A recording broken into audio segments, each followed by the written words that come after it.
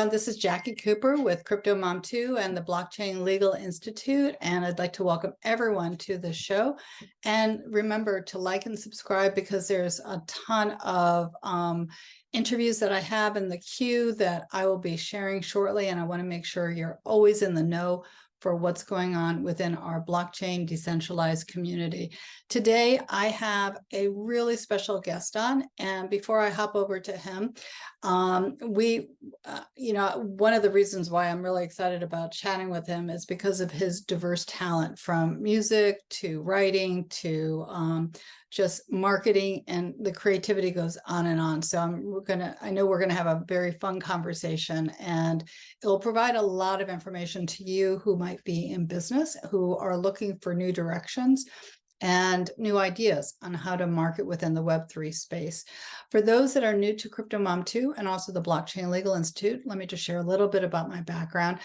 I am I guess going on 7 years now in the blockchain space. I'm the author of the Bitcoin Cinderella series. I'm really excited about that because Bitcoin Cinderella, the first book, is actually being translated into French, and it'll be released at the Paris Blockchain Conference. And I have another book I'm writing, which is called The Bitcoin Cinderella and the True Stories of Women in Bitcoin. And that will be released in July at the Bitcoin conference there. And prior to that, there will be another event that the Blockchain Legal Institute is hosting. It's a virtual broadcast on March 21st. It is free, so definitely visit www.bli.tools to register. And we have some really renowned people who are going to be speaking on a variety of topics. So with that, I want to hop over to my guest, William. I met him through a variety of ways. You know, it's amazing how small the circles are, where you meet one person and then they say, well, you have to meet this person. And then another person says, well, you need to meet this person. So it's sort of like a triangle where it all comes together. And together we met. And so here we are today. How are you doing, William? I'm doing great. Thank you so much for having me on, Jackie, and thank you for your compliments. And you are also very multi-talented, so it was a pleasure having you on my Twitter space as well. It was a great discussion. Yeah, we've done a lot of things, and I know that our conversations are going to be ongoing. What's fun about interviewing people like yourself is the stories, your background, and getting down to the root of, where you started and, where you are now, because so many people like myself have not, had a traditional career path.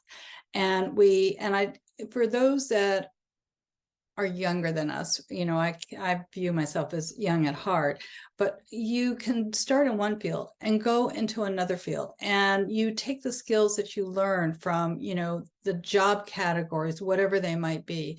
And that's the beauty of life, is you can hop around. And talking about hopping around, actually, you geographically are on the other side of the world from me. I'm in Maryland and you're in Tokyo. So that's Right, exciting too. That's very right, exciting. right. Yeah.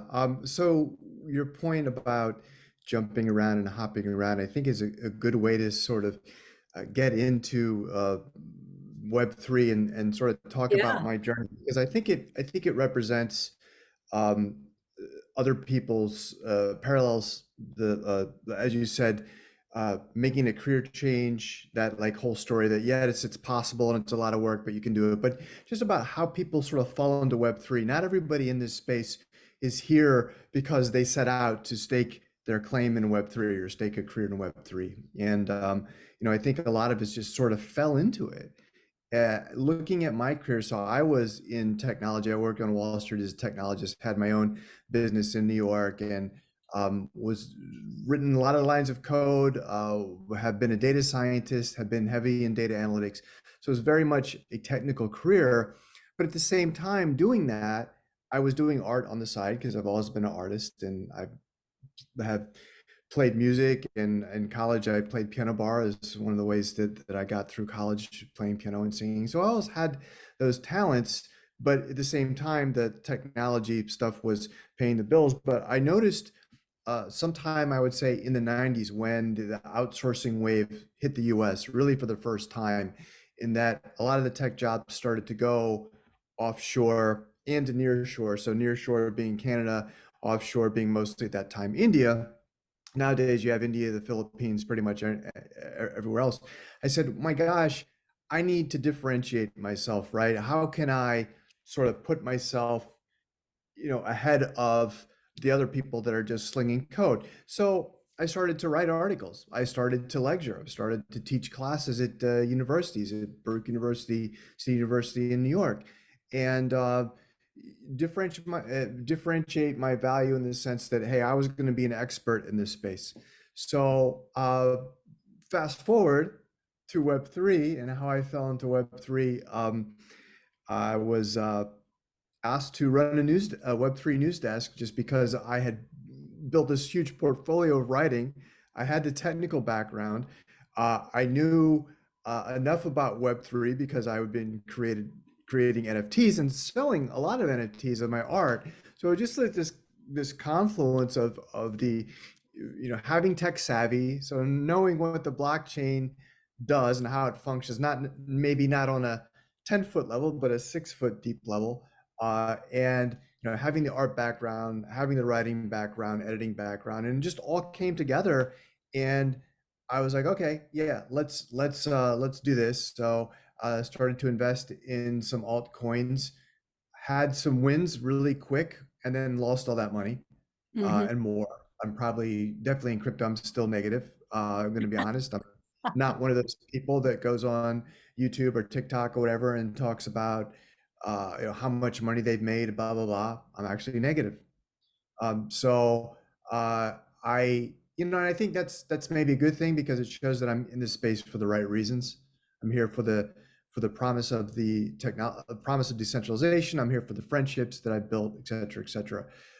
So I thought I took this position and I thought, well, we'll see what this Web3 thing is like, and I haven't been able to escape, not yet. But like I said, I've built just so many amazing connections, people like yourself, and that continues to grow. And I get a lot of my engagement now from people that are in, say, the Ethereum ecosystem or the Internet Computer ecosystem, and I don't necessarily want to give that up. So yeah, I just fell into the Web3. I was able to bring all these different talents into this Web3 space, right? So the art, the music, the writing, the technology, and it seems like a good place to wind up so far.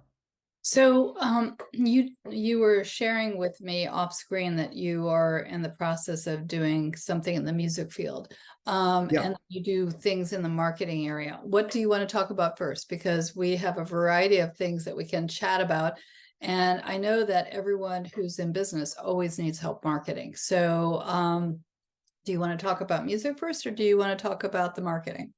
Yeah, we can. So yeah, we'll talk about the marketing because the music is definitely part of that. Yeah. And as we drill into this, I would say just overarching, if you're, everybody has a different objective, but my objective has been over the last 2 years is what's the win-win-win? The win for me is being a quasi, a micro influencer, getting my face out there, getting my brand. The win being the client is getting them brand impressions, and then also just education in the broader market, onboarding people to Web3, making Web3 trustable and safe, right? So what can I do that hits all those areas? And yeah, the marketing activities I do. So I'm speaking at a conference next week, and I would say that's the old traditional way of like building that influence, building the impact, building the reputation. So that's going to continue, right? I love speaking at conferences. I love doing those types of things. I've done that for, gosh, probably 25 years. But it's the other, I would say, what they used to call guerrilla marketing, which now I call asymmetrical marketing opportunities that I'm super, super interested in. So So give an so example of something like that. yeah. And So what I'm doing right. So what I'm doing, you mentioned the music. So I'm doing blockchain videos or songs about the blockchain where either I'll play the piano or I'll play the guitar or ukulele or all those and sing. And I have the fragments of 3 videos. I just got to go into production and get them all done. But I've been filming where, it's me singing. So the last song, I'm playing the guitar and I'm saying, I don't want to live in a world where there's no blockchain. I want to live in a world of ICP. Da, da, da. So, and then people see the playing. It's a human being. It's not AI. It's somebody that wrote the song. They can connect with, if there's any question about the lyrics, they're on the bottom of the screen, right? So people really can see the effort that was put in and the passion. And I'm super excited. I'm going to take this in a lot of different ways. I'm going to go a cappella. I'm going to go with me playing instruments. I'm going to mix in one marketing hack that has worked really well in the past, and just going and holding a sign. And especially if you go in a public space and holding the sign, not necessarily for those people that are there on site, but the people that are seeing the sign on social media of you in a crowd holding that sign with a big message. There's something about, and I think we talked before about brain science. I know you're into that. Yeah, Uh, yeah. Right. So there's something about the human brain that when you see someone's arms outstretched, you think win, victory. And then when they're holding a sign, So what I'm hearing you say is that one of the conferences I should have some sign, and you can tell me what I should write. I should have it up there and someone should be filming me with it. absolutely, absolutely. I don't know why more people don't do it. It's such a huge marketing hack. And there's a guy they call him, I think, the dude with the sign, or guy with the sign. He stands on the street corner in New York with this. He stands with these signs, which are just really crappy cardboard boxes, Yeah, nothing yeah, fancy. yeah. Right? You've seen him, and like I saw recently he was invited to the White House. There's a picture of him with like him and Biden, and like he's got famous. Now he's funny, but people want to know when you're holding something what that is, and they're all going to turn around and they're all going to give you their attention. So, those asymmetrical marketing hacks with the music, with the signs, these things that get attention in a positive way, because everything I do is either educational and definitely drama free, Yeah. right? And a positive message, and hopefully, and I'm an old dude, especially in Web3, with a personality that they can relate to. So for people my age, they can sort of relate to the fact that I'm their age. For younger people, and a lot of my friends in Web3 are much younger. They're younger than my daughter, right? So they look at me as almost like Mr. Rogers of crypto, and so I'm trying to develop that crypto Rogers persona, where I sing about crypto and play music about crypto and different blockchains. So I think that bringing that sort of humor and levity into the space right now in a creative way, and from a perspective that I'm actually writing these songs, I'm playing these songs. The latest thing I just recorded, there's no auto tune. I just had to nail the vocal, every time, and seeing this human element where everyone is just, all they're talking about is what AI can I use to do this and that.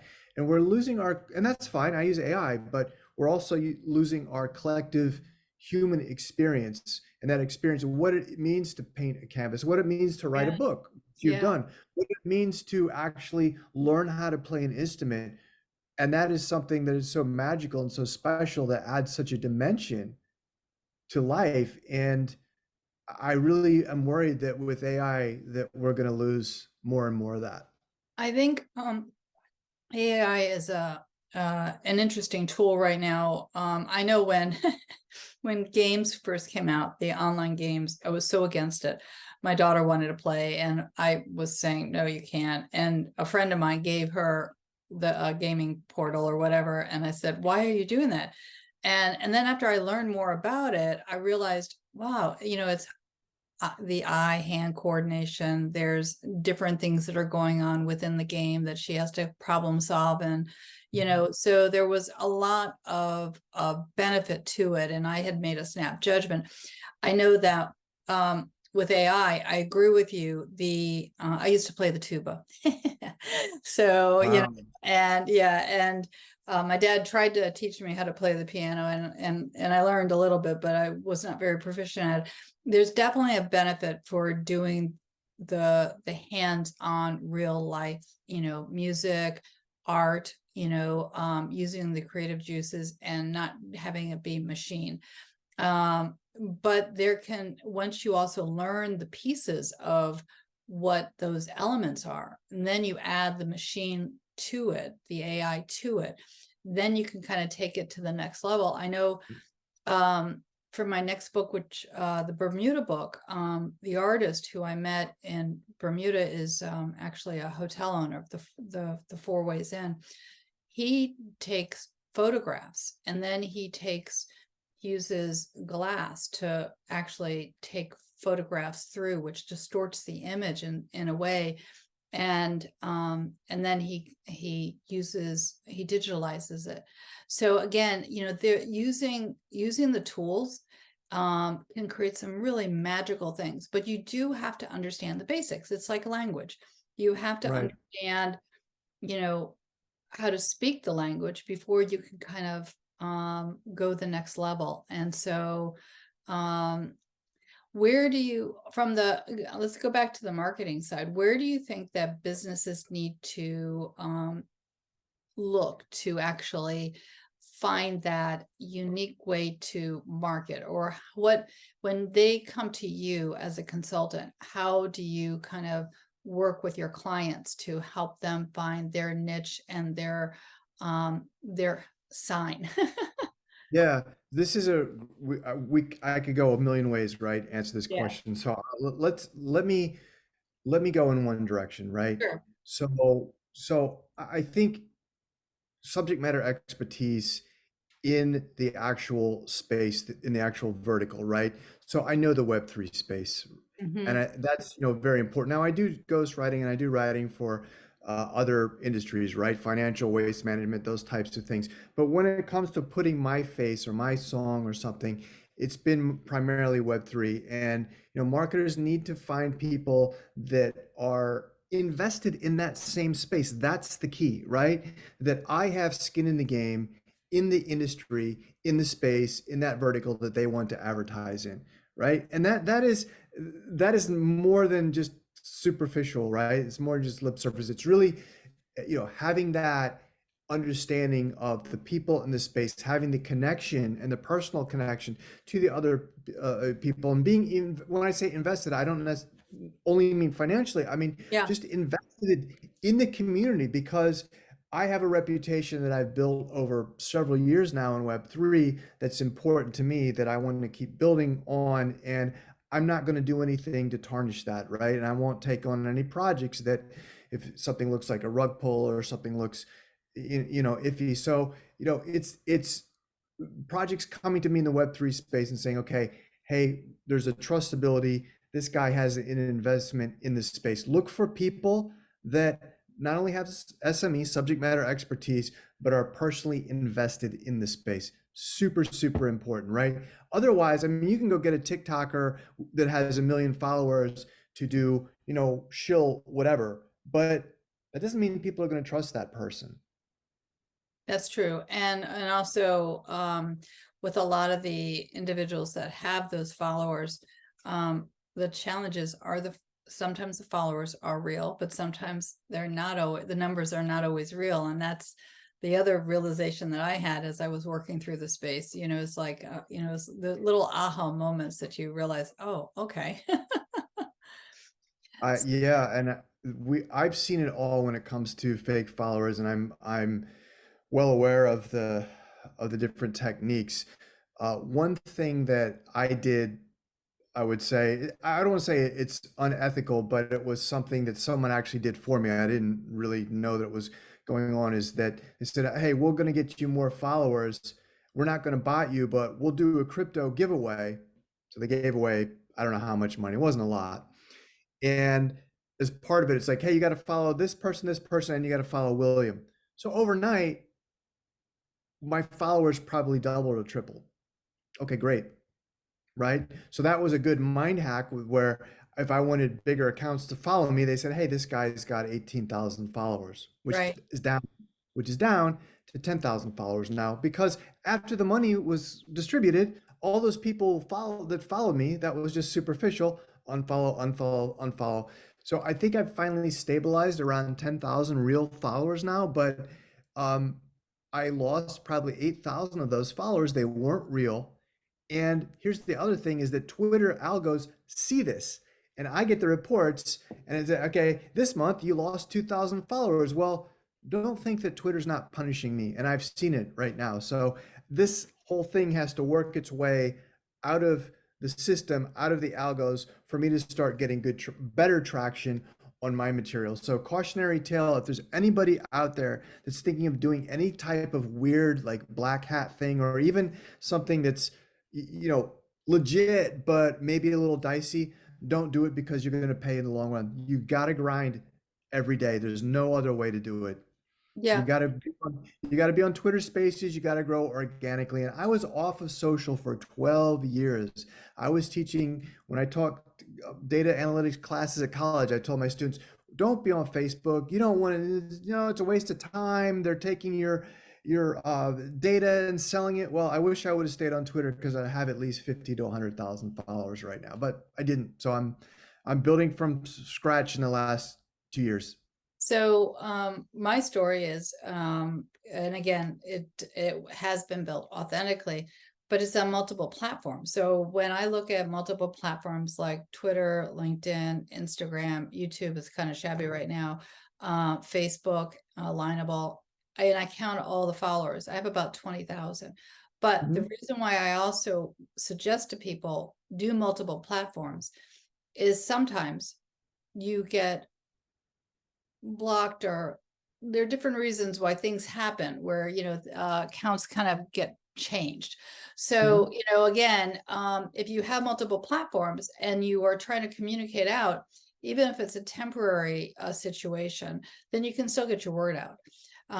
If you're only relying on one thing, sometimes those platforms make mistakes, and so again, you just do diversity, so that way you're never caught short. And we don't know if Twitter's even going to be around in a year. I mean, I'm sure it'll be around if it goes bankrupt, Elon can sell it or whatever. But we don't know. Advertisers are peeling off of Twitter like crazy. So there is a risk, and I've been building a lot, spending a lot of time on. There is a risk on LinkedIn. Is also there's a risk it's turned into just a den of scammers, right? My DMs are just full of scams. So we don't know. I have about 9,000 followers on a platform called DeSo, which is decentralized social media. It's the number one decentralized social. So, I've made the time investment over there. So what you say is super, super important. You gotta hedge your bets, whether it's, a combination of LinkedIn, Twitter, and TikTok or whatever, right? You gotta be in multiple places. It's just the time, right? I think I've never been on TikTok. I stopped Instagram, Facebook. I just got off of. So yeah, Yeah, I it, have to it, pick it's and that choose. it's definitely the time, but there's also different audiences. Some Yeah. people, are in different spaces for their own personal reasons. And so depending upon who you want to reach, you definitely have to think about the cross markets. And myself being in the blockchain education space, I knew I had to be on multiple platforms because I wasn't sure who the followers were going to end up being. So, what's your next direction? What do you see happen, both geographically as well as project wise? Because I know you're involved with a lot of things. Yeah, that's a great point. That your last point, I just want to cap that point as well Yeah. about the different demographics. So I do things on LinkedIn where I recently went to a wax museum here in Tokyo. So I have a picture that I took of me singing with a wax statue of Elvis Presley, right? And I edited that and it did really well on LinkedIn. It did really well on DeSo. With the older crowd, it bombed on Twitter. Yeah. Like completely just, and I'm like, what? The algos hate me? And then people are like, no, it's just not your demographic. They probably don't even know who Elvis is. So yeah, you're gonna reach different audiences on all these platforms. I'm going to so to get to your last question, I'm going to spend more time on the music. I've been doing a lot of writing and a lot of long form content on Medium and some of those other platforms like that, Substack, and those platforms are dying. One of the things I like about what Elon has done is on Twitter is he's trying to encourage that longer form content. So on Twitter, on LinkedIn, I would say I'm switching to uh, not necessarily long form content, but medium form content and done in a more attention grabbing copywriting style, which is a little bit different from the more academic writing that I do. But I'm going to focus more on that copywriting style. Continue to focus on the music and take that in a direction where it's a lot of times a cappella. So it's just me singing a song, and then you'll see and then I'm singing different parts. Maybe I'll sing a 4-part harmony, and then you'll see split screens of me singing each part. And from what I've seen and the research that I've done on that, is there's something called, like, I think it's called implicit bias, where people see the work that you've put in, and if you can make that showing, people will respond more. And Mr. Beast is a genius of that. I've been studying Mr. Beast and how he does his videos, and that you see right from the beginning and all through the video how much work he's put in. He never really says, but like he's able to do the production in the sort of way that pulls you in. And the guy's an absolute genius. I'm just hoping to continue the music. Singing about Web3 subjects, and keep learning and do it in a way that I can get better and better at it and get more eyeballs and better production values too, because I'm starting from scratch again. I've moved so many times. I moved back here to Japan recently, so I'm building a small studio from scratch again. Takes That'd be time. exciting. That will definitely be exciting to see and to be able to like all your new productions.